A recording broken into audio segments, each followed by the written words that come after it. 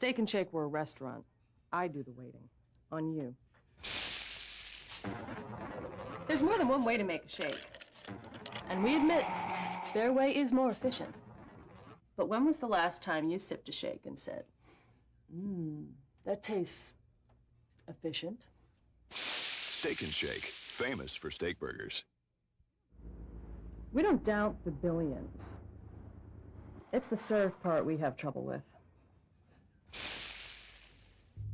When you see a number in front of a burger at a fast food place, it means that they're supposed to sell it to you before the big hand hits that number, or throw it away.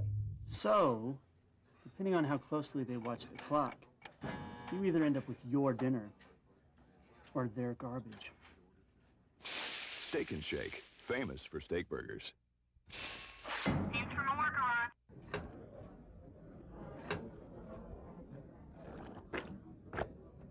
At Steak and Shake, we're a restaurant. The ketchup is on the table.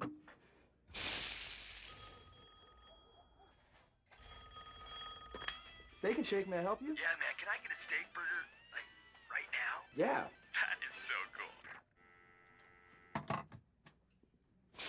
Steak and Shake, famous for steak burgers.